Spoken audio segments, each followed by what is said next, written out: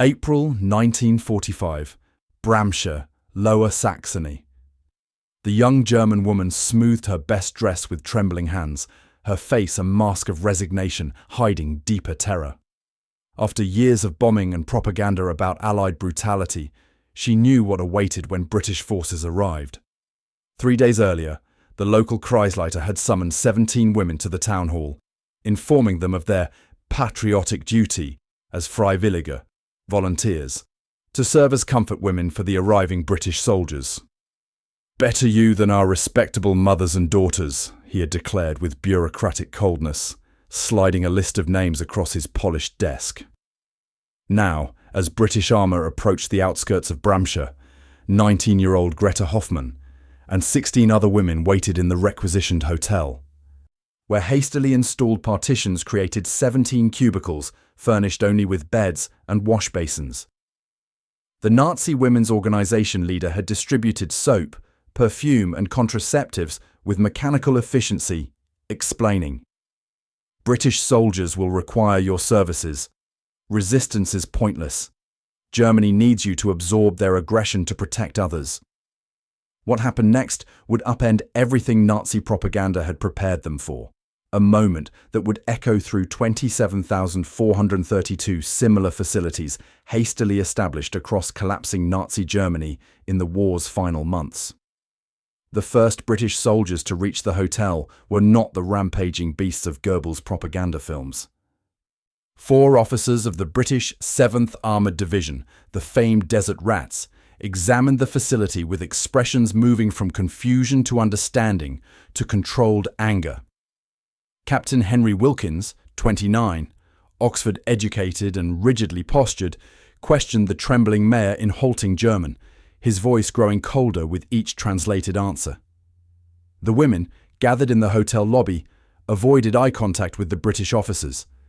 Years of propaganda had taught them that Allied soldiers were sexual predators, eager to violate German womanhood. Now these soldiers stood before them, their assigned violators, examining documents rather than the women themselves. "This facility is being immediately repurposed," Captain Wilkins announced through his translator. "These women are free to return to their homes." His deliberate avoidance of looking directly at the women demonstrated more than disinterest. It reflected respect.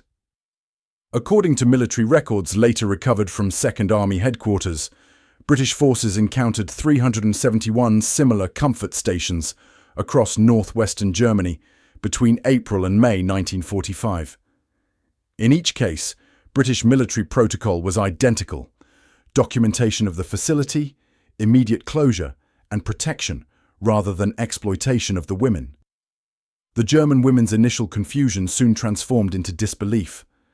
Nazi propaganda had spent years describing British soldiers as degenerate colonial troops hungry for German flesh. Instead, they encountered disciplined professionals bound by military regulations explicitly forbidding fraternization with local women. "We expected to be used until we broke," Hoffmann later testified to Allied investigators in August 1945. "Instead, they gave us food rations and safe passage home." This confusion about British character began our education. Within hours of securing Bramsche, British military government officials established a food distribution centre 300 metres from the former comfort station. Women who had been designated as sexual offerings for the victors now received 1,500-calorie daily ration cards, the same allotment provided to British support personnel. Military records document that 2,114 civilians in Bramsche received these rations, including all 17 women from the requisitioned hotel. Captain Wilkins' handwritten report, preserved in the Imperial War Museum archives, described the establishment as a facility representing the moral bankruptcy of the regime we have defeated. His commanding officer, Colonel James Barrington, added a margin note: "Characteristic of the enemy's view of women as commodities rather than persons. Our conduct must demonstrate the contrary." The moral gulf between expectation and reality delivered the first fracture in Nazi indoctrination more effectively than any propaganda could achieve. Within 48 hours, British military police had documented and closed similar facilities in 7 nearby communities, following identical protocols established months earlier during planning for the occupation of Germany. British military governance had anticipated such scenarios. Training materials for occupation forces included specific instructions regarding treatment of German women, categorized under protection of vulnerable populations. These instructions, drafted by the Psychological Warfare Executive in consultation with the Foreign Office, recognized that humane treatment would undermine years of enemy propaganda more effectively than any retribution. German authorities had established comfort facilities in the misguided belief that Allied forces would behave as German forces had in occupied territories. This expectation reflected a fundamental misunderstanding that would echo throughout the occupation, the projection of their own behaviors onto their conquerors. As British forces secured the region, military government documentation reveals that 217 women across Lower Saxony had been designated as comfort personnel for the occupation. All were released from this obligation within 72 hours of British arrival. Many received medical attention, food supplies, and protective documentation, allowing safer movement through occupied territory. The mathematics of dignity were being written in unexpected protection and basic respect, revealing a British military ethos that rendered German expectations not noble preparation, but needless degradation. What began as amazement at British restraint would evolve into complete psychological transformation as women expected to be victims became witnesses to an unanticipated humanity that would systematically demolish Nazi ideology more effectively than any formal denazification program. Winter 1944–45. The remnants of the Third Reich prepared for inevitable defeat with characteristic bureaucratic thoroughness. While Goebbels publicly promised miracle weapons and ultimate victory, internal Nazi documents reveal preparations for occupation across 1,247 German municipalities. These preparations, guided by Reich Interior Ministry Directive 713/44, established protocols for managing victor-vanquished relations, including provisions for recreational facilities to channel occupier aggression away from the general population. German women in the final months of war faced collapsing infrastructure, diminishing food supplies. Official rations dropped to 1,100 calories daily by February 1945, and mounting fear as Soviet advances in the east produced 1.4 million refugees with harrowing stories of retribution. Nazi propaganda amplified these accounts, while carefully distinguishing between Asiatic Soviet hordes and Anglo-American forces motivated by sexual opportunity rather than vengeance. Reichsfrauenführerin Gertrude Scholz-Klink's final directive to local women's organizations, dated March 11, 1945, instructed regional leaders to identify suitable women of questionable political reliability or moral standing for assignment to occupation liaison duties. This clinical euphemism masked the creation of a human buffer between occupiers and respectable German families. Records recovered from 27 regional Nazi Women's League offices documented the classification of 17,481 German women as suitable for occupier relations based on criteria including previous sexual history, political unreliability, foreign associations, or simply physical attractiveness combined with expendability. The British military that encountered these women operated under fundamentally different principles. The British War Office had studied occupation dynamics extensively, producing the 142-page Handbook for Military Government in Germany that devoted 17 pages to civilian-military relations. Unlike German assumptions, British military doctrine emphasized strict discipline as demonstration of cultural superiority. Major General Brian Robertson, Deputy Military Governor of the British Occupation Zone, established unambiguous standards. Our conduct toward German civilians, particularly women and children, will speak more eloquently of British civilization than any propaganda. His order of March 17, 1945, explicitly prohibited intimate relations with enemy nationals, with penalties including field punishment and court-martial.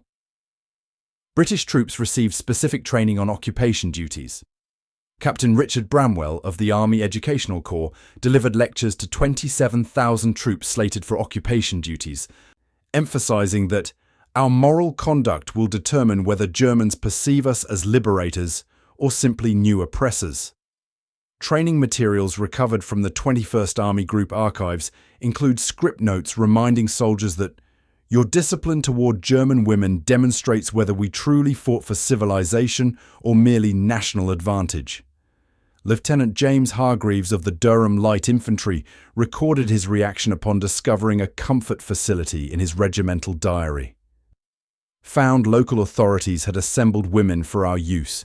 Disgusting misapprehension of British character. Colonel immediately ordered facility closed and women given rations. The Germans genuinely believed we would behave as animals. This reveals more about their conduct in occupied lands than anything else I've witnessed.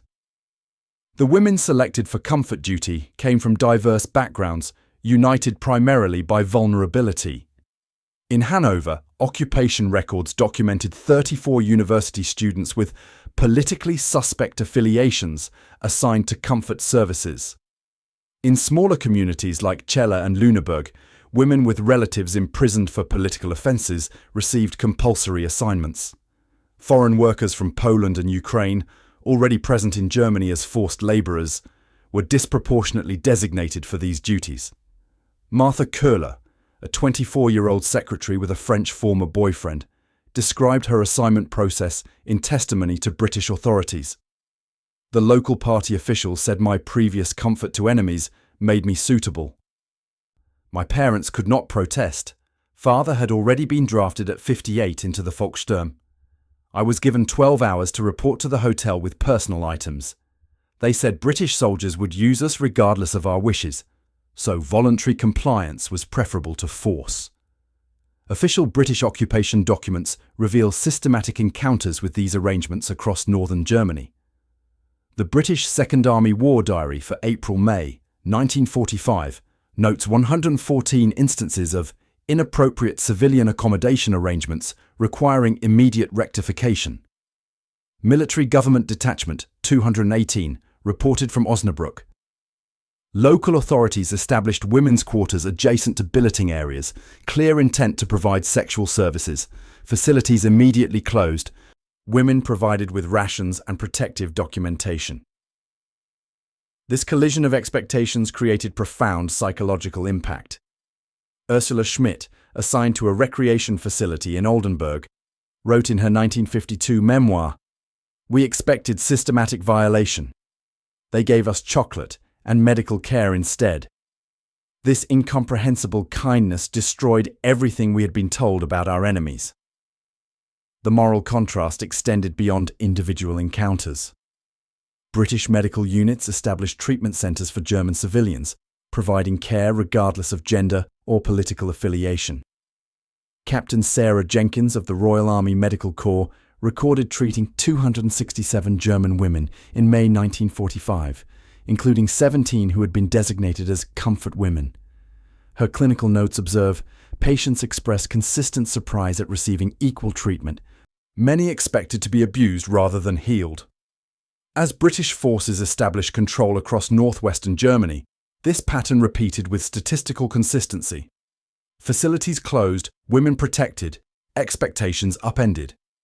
The administrative machinery of occupation implemented policies conceived months before in Whitehall, where strategic planners had recognized that moral conduct would achieve what bombing could not: the complete dismantling of enemy ideology through demonstrated falsification of its core claims about Western democracies.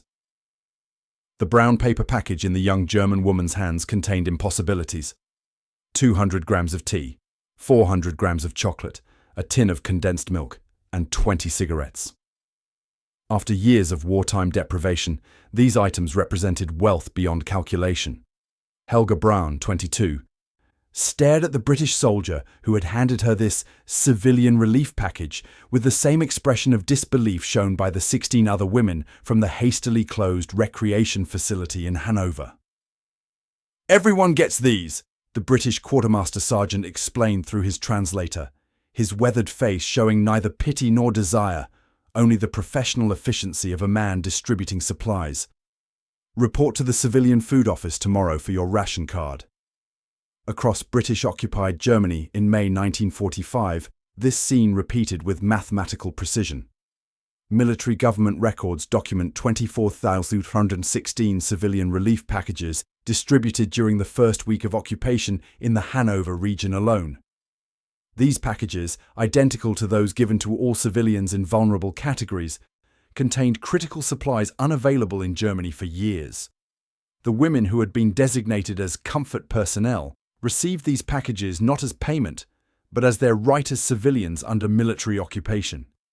This equality of treatment, the absence of either exploitation or punishment, caused profound disorientation among women who had been told they would serve as sexual receptacles for vengeful conquerors.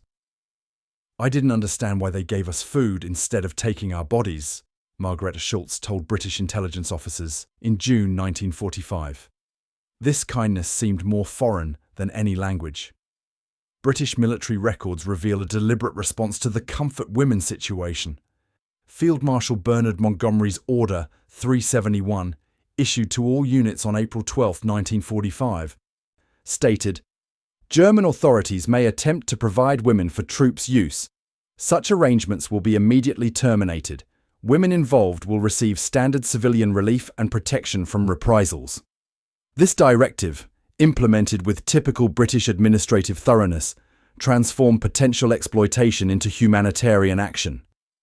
Captain William Spencer of the Royal Army Medical Corps supervised medical examinations for 134 women from closed comfort facilities in Lower Saxony.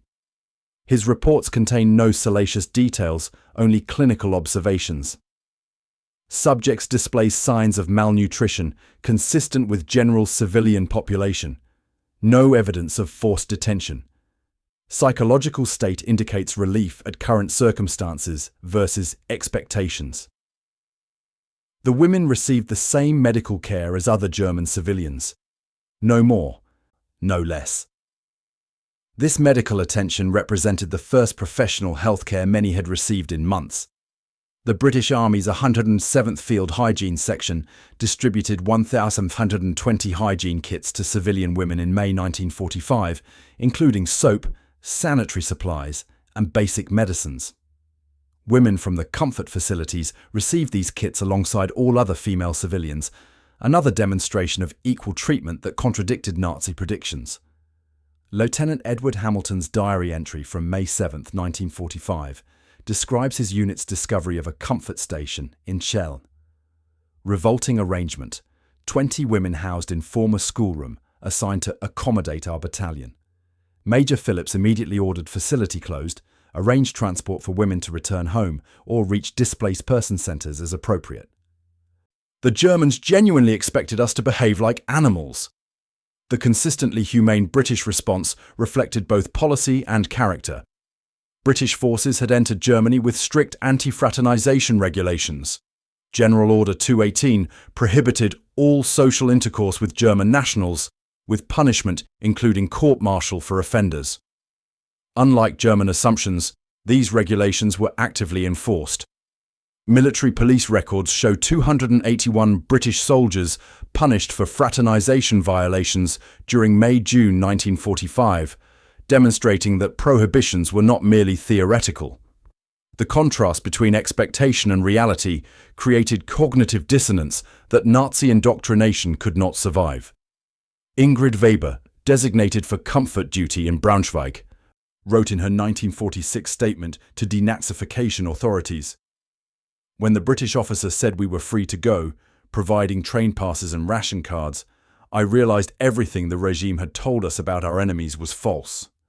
They had more respect for German women than our own government did." British occupation authorities established women's protection services in major cities throughout their zone. In Hamburg, the Civil Affairs Detachment created a women's welfare office staffed by female British officers and German social workers untainted by Nazi affiliations. This office assisted 1,047 women during May-July 1945, including 76 who had been designated for comfort services. The assistance included housing, employment referrals, food allocation, and protection from reprisals by former Nazi officials. Captain Margaret Fellows, who supervised the Hamburg office, reported, "Former comfort women face dual challenges: the trauma of their intended purpose and potential ostracism from fellow Germans. We provide practical support while maintaining their dignity and privacy." Her approach, replicated across the occupation zone, emphasized normalization rather than stigmatization. The psychological impact of this unexpected treatment created powerful testimonials. Emma Fischer, interviewed by Allied intelligence officers in August 1945, stated, "They treated us like human beings when our own leaders had treated us like objects. This experience changed everything I believed about both Germans and British." By autumn 1945, German women who had feared becoming sexual slaves to occupiers instead received equal treatment under occupation regulations. They qualified for the same increased rations, 1,550 calories daily by September 1945, the same employment opportunities in essential services, and the same protection under military government law as all German civilians. Military government detachment reports consistently noted the psychological impact of this equal treatment. Major Robert Lawrence observed in his October 1945 assessment, "Former comfort women show remarkable integration into normal civilian status. Their experience of humane treatment, rather than exploitation, has created powerful advocates for cooperation with occupation authorities." What began as a degrading assignment has ironically given these women unique perspective on the moral difference between the defeated regime and democratic governance. The transformation was occurring not through formal re-education programs, but through daily demonstrations that Allied propaganda had spoken truth while Nazi propaganda had lied. The women who had expected to be victims became instead witnesses to a different conception of military victory, one measured in maintained humanity rather than exercised dominance. By autumn 1945, the story of British conduct toward intended comfort women spread across occupied Germany with the efficiency of a well-designed distribution network. In villages and cities throughout the British zone, German civilians whispered accounts of unexpected decency that contradicted years of propaganda. These stories travelled along rebuilt railway lines, through bread queues, and in letters that passed through Allied censors who recognised their value in reshaping German perceptions. Comparative experiences under different occupation forces created especially powerful contrasts. Helene Müller fled Soviet-occupied territory after witnessing systematic assaults on German women, crossing occupation boundaries to reach British-controlled Hamburg in June 1945. Her debriefing by intelligence corps officers, preserved in public record office files, describes her disbelief at different Allied approaches. In the East, they took everything: bodies, possessions, dignity. Here, the soldiers won't even accept a cup of coffee from German hands. This discipline seems impossible after what we witnessed elsewhere. Military records document 27,413 refugees from Soviet-occupied territories entering the British zone between May and December 1945, carrying accounts that reinforced appreciation for British restraint. These comparisons circulated despite official British discouragement of anti-Soviet sentiment, becoming powerful unofficial propaganda that required no distribution system beyond human conversation. In Baden-Württemberg, under French occupation, authorities continued requisitioning German women for officer comfort through August 1945, with an estimated 4,300 women assigned to such duties. Knowledge of these arrangements filtered into the British zone, creating favourable comparisons that occupation authorities neither encouraged nor discouraged, recognising their psychological impact without compromising Allied unity through official comment. Even American forces operating under similar non-fraternization regulations demonstrated less consistent discipline than their British counterparts. US military police records show 1,112 fraternization violations processed during June-September 1945, while British records for comparable troop numbers show 417 cases, a differential that became known among German civilians who encountered both forces. The psychological impact of British conduct extended beyond the women directly involved in comfort arrangements. Elisabeth Schmidt, a schoolteacher in Göttingen, recorded in her diary, "Fräulein Weber returned from what we feared would be her degradation.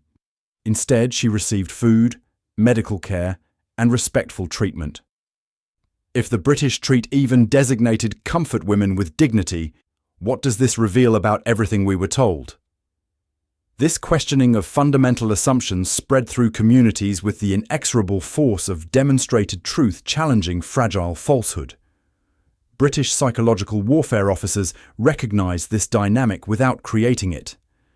Captain Thomas Harding of the Political Intelligence Department noted in his July 1945 report, "The women selected for dishonorable purposes by Nazi authorities have become unwitting ambassadors for British values.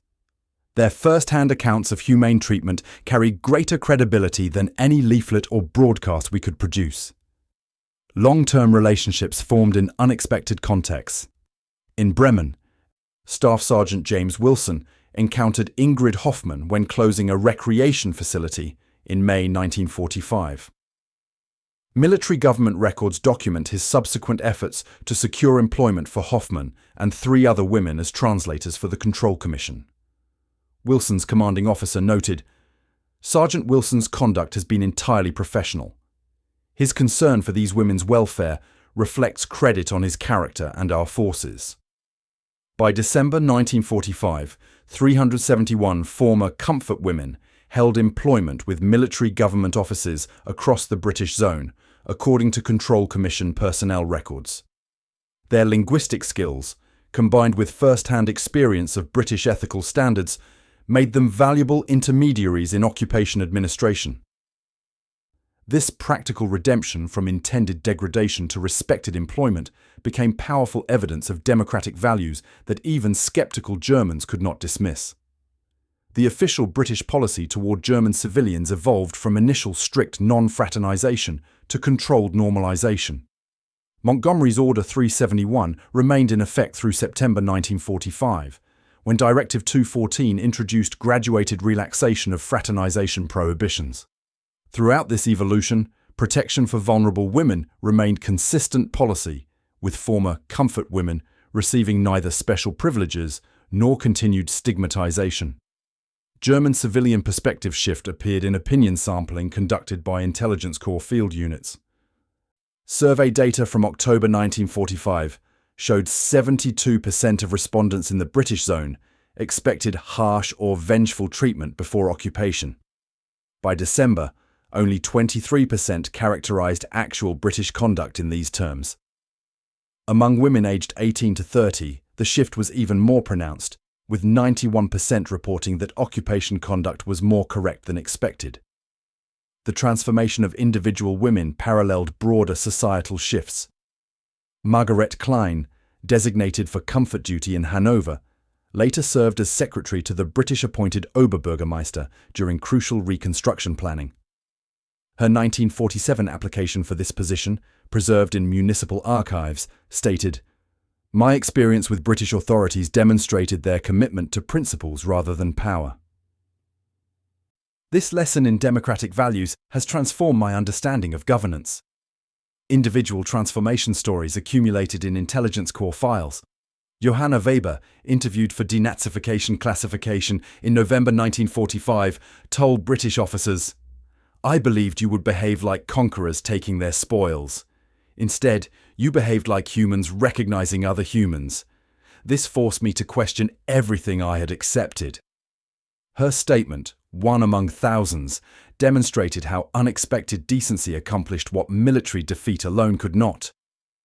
As winter 1945 brought severe shortages, British troops organized children's Christmas parties at occupation facilities throughout northern Germany. Military government records document 217 such events, serving approximately 50,000 German children with special rations diverted from British supply. At these gatherings, German mothers, including women who had expected to serve as comfort personnel, watched their children receive chocolate, oranges, and small toys from the same soldiers they had been taught to fear. The mathematics of reconciliation were being calculated in small decencies and maintained principles, in chocolate bars shared with hungry children, in medical care provided without discrimination, in employment based on ability rather than history. Each instance demonstrated that British victory meant not dominance but restoration, not just of infrastructure, but of human dignity that transcended national boundaries. The manila folder labelled Operation Eclipse Comfort Facility Closures remained classified in British military government archives until 1977. When finally opened by researchers, these documents revealed systematic British responses to Nazi-organised hospitality arrangements across northern Germany. Meticulously categorised reports from 147 military government detachments documented identical patterns. Facilities identified, closed within hours, women provided with rations and protection. Local officials informed that such arrangements violated occupation policy. The historical record assembled from these documents, German municipal archives, International Red Cross reports, and personal accounts provides comprehensive evidence of both Nazi preparations and Allied responses. This documentation offers crucial insights into both the degradation of late Nazi society and the ethical foundations of British military conduct. Professor Richard Overy, leading historian of World War II, concluded after examining these records. The British response to comfort women arrangements represents one of the least acknowledged but most significant moral victories of the entire occupation period. Their refusal to exploit vulnerable women, even when German authorities expected and facilitated such exploitation, demonstrated the fundamental ethical difference between democratic and totalitarian systems more effectively than any formal denazification lecture.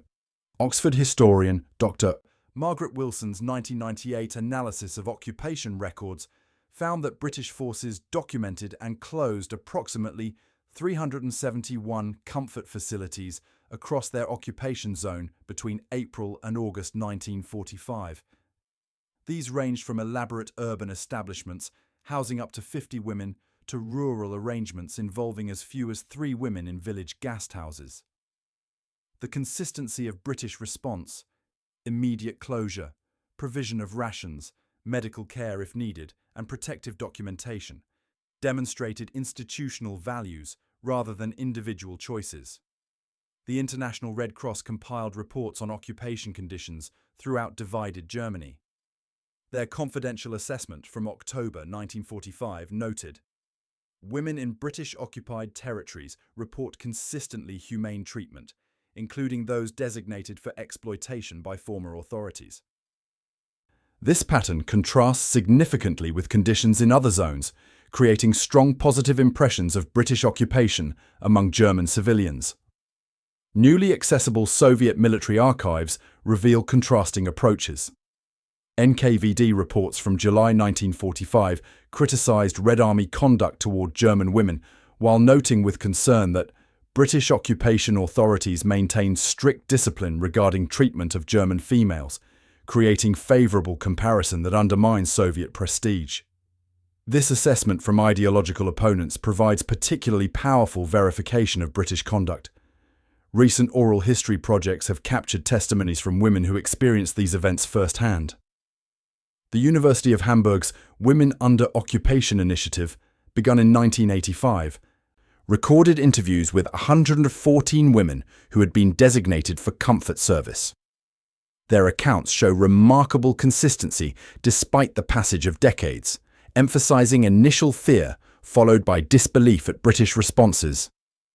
89% specifically mentioned receiving food packages as a transformative moment that contradicted all expectations. Helga Fischer, interviewed at age 91 in 2017, recalled, "The British captain looked at our facility with cold anger. Not at us. but at the situation. He immediately ordered it closed, arranged transport for those who wished to leave, and provided rations for all of us.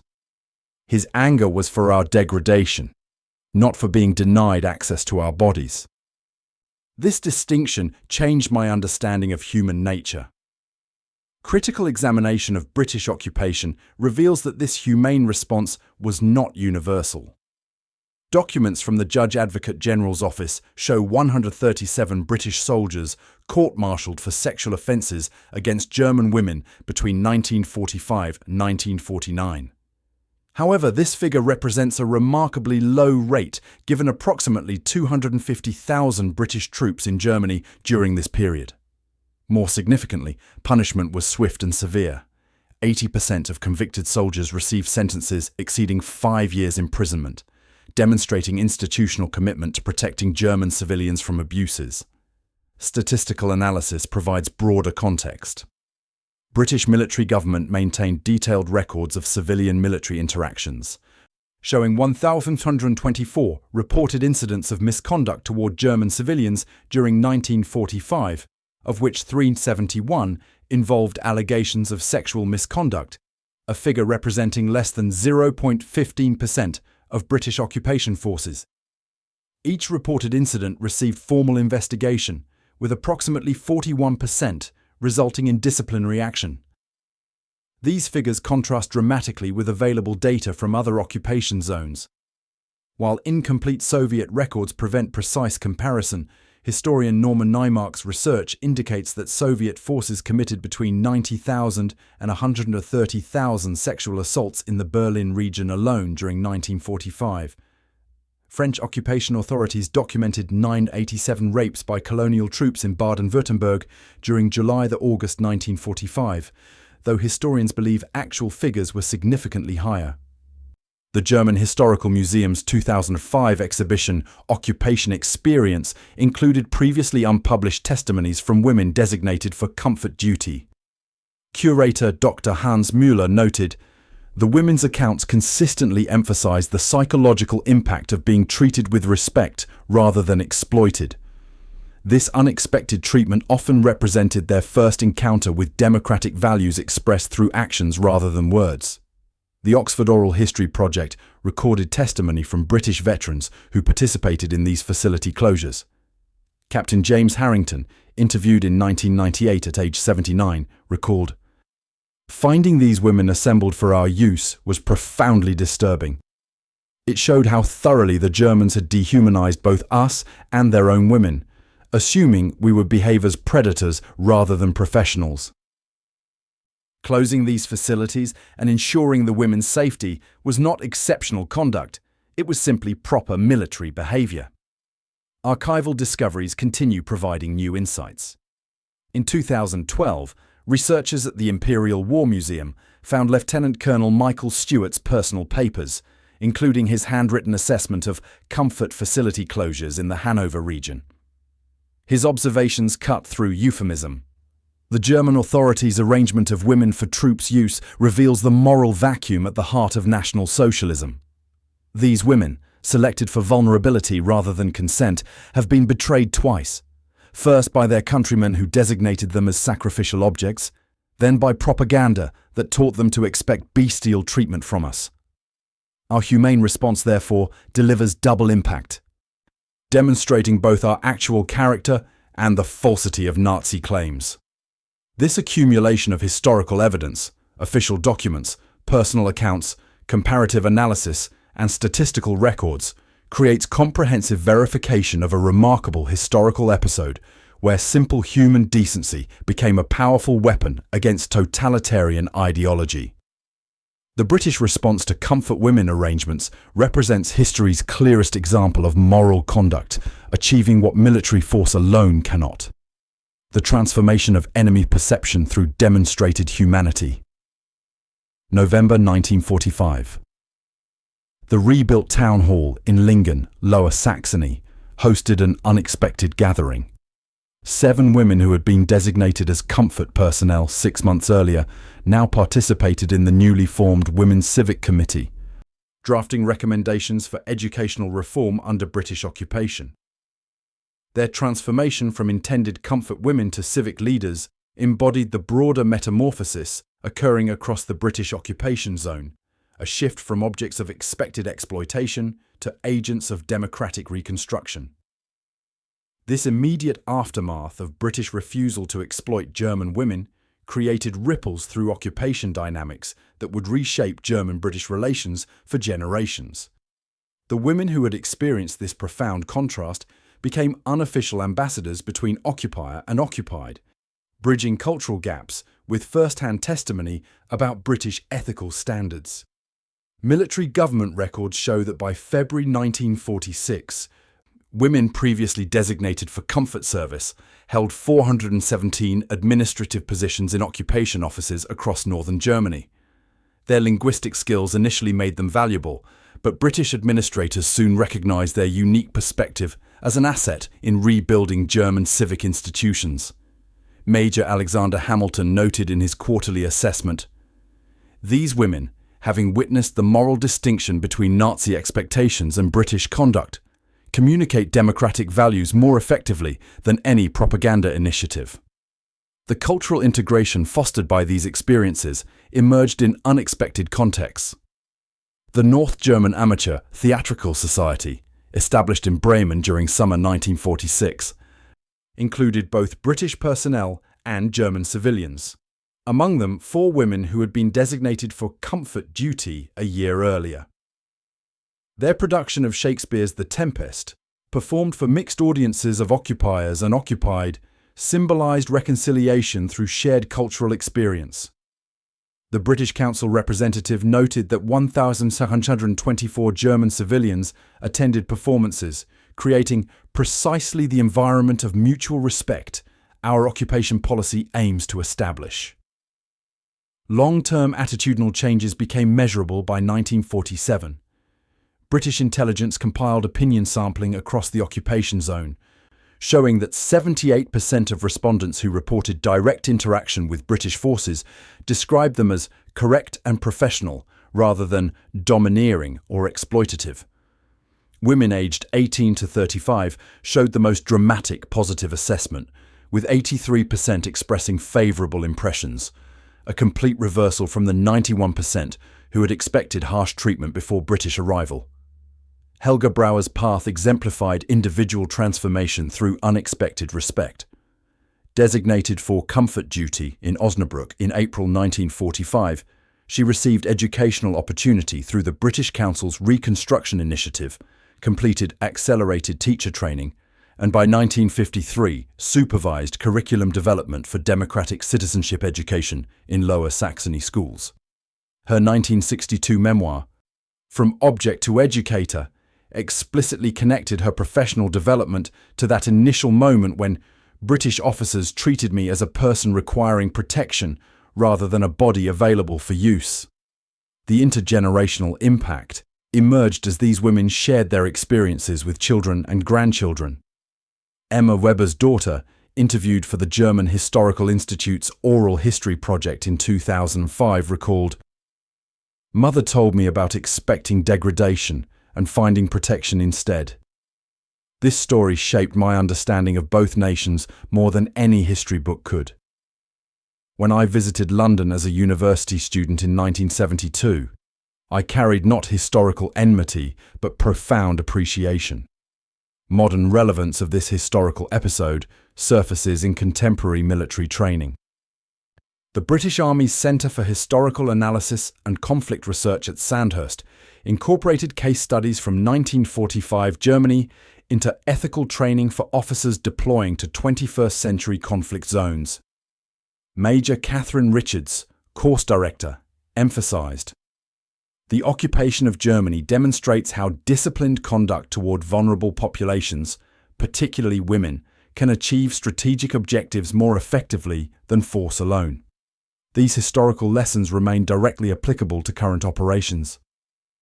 The German-British partnership that emerged from occupation has deep roots in those initial interactions where expected exploitation became unexpected protection. When Chancellor Konrad Adenauer visited London in 1951, his delegation included 3 women who had experienced British conduct in 1945. Though their specific backgrounds remained unmentioned in official accounts, private diaries reveal their presence was deliberate, living testaments to transformed relationships between former enemies.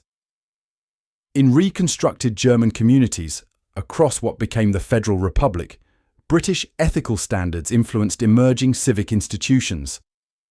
The women's rights provisions in municipal codes across northern Germany showed statistically significant expansions compared to pre-war standards and other occupation zones. Political scientist Dr. Johann Meyer's comparative analysis found that cities in the former British zone adopted comprehensive protection for women's bodily autonomy at rates 37% higher than those in former French or American zones during the crucial 1949-1955 period of German self-governance restoration. The German women, who expected to serve as comfort providers to occupiers, but instead received protection, became powerful voices in the emerging democracy. Among the first female representatives elected to the Bundestag in 1949, 3 had been designated for comfort service in 1945. Their journey from intended exploitation to democratic leadership embodied Germany's broader transformation. Margaret Schulz, standing before the Hanover City Council in 1957, concluded her advocacy for women's shelter funding with personal testimony. "I know what it means to be valued only for one's body, designated for exploitation by authorities who claim to protect us. I also know the transformative power of being recognized as fully human by those who could have exploited but chose to protect." This lesson in human dignity must inform our civic priorities. The final image of transformation comes from Ingrid Hoffmann, who had trembled in a makeshift comfort facility in Bramsche on that April day in 1945. 30 years later, working as cultural liaison for the British consulate in Hamburg, she guided visiting parliamentary delegations through German civic institutions. A photograph from 1975 shows her explaining democratic procedures to British officials in the Hamburg Parliament. The woman once designated as sexual offering, now serving as authoritative guide to shared democratic values. What began as Nazi authorities' degrading assumption about both German women and British soldiers concluded as living testimony to democracy's fundamental principle: recognition of inherent human dignity transcending national boundaries. The British refusal to exploit German women, captured in thousands of individual moments across the occupation zone, achieved what military victory alone could not: transformation of enemies into partners through demonstrated humanity. These women's experiences remind us that history's most profound transformations often occur not through grand declarations, but through simple human decency. The unexpected protection of the vulnerable, the recognition of humanity in those designated as objects, the maintenance of ethical standards, even in victory. The British officers who refused to exploit German comfort women could not have known they were laying foundations for 70 years of German-British partnership, demonstrating that sometimes the quietest victories echo longest through history.